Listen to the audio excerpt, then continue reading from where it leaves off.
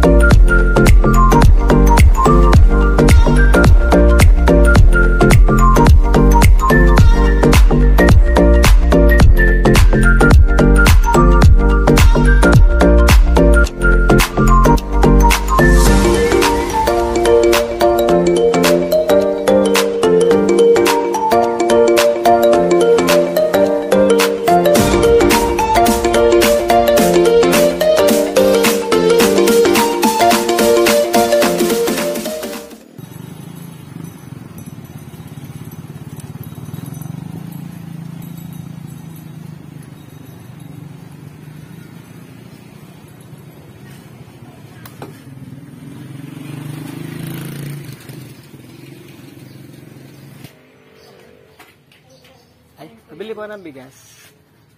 Yung pong 5 kilos. Ay, 5 kilos. Isa lang?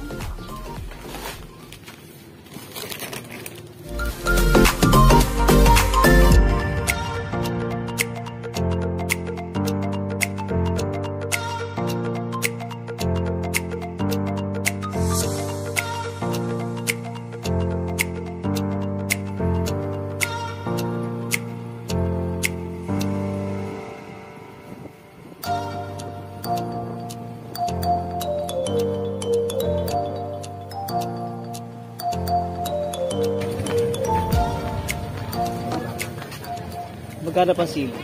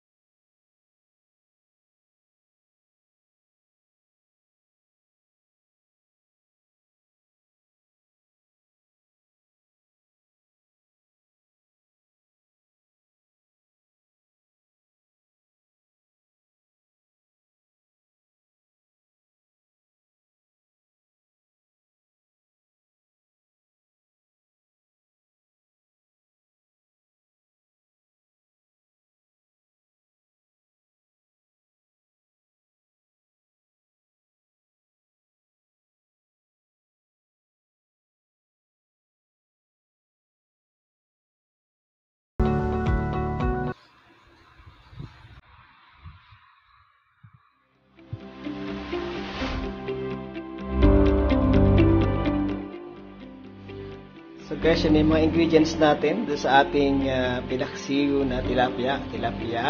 Kalahating kilo lang yan. Yung tayong luya, sibuyas, bawang at sili, saka yung meron tayong paminta, asin, pampalasa. Ayan, suka, syempre kasama na rin. So ilalagay na natin. Ready na natin. Siyempre una ilalagay ko muna yung ating isda. Ating tilapia dito sa ating ituan. So yan, bahala kayo. Yan, salasan natin na maayos.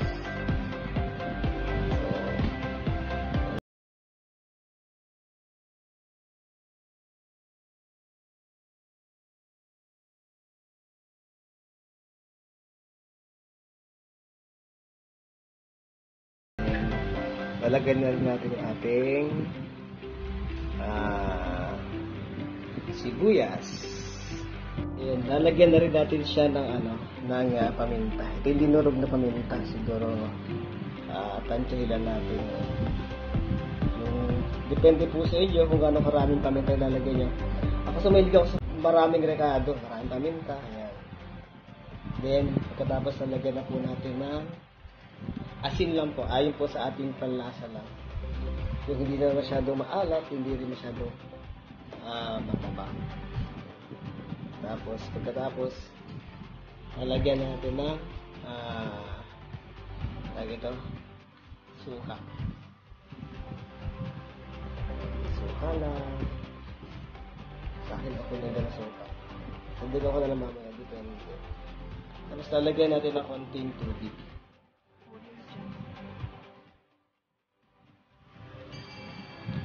Okay na yan. So, pwede rin lagyan guys ng konting mantika.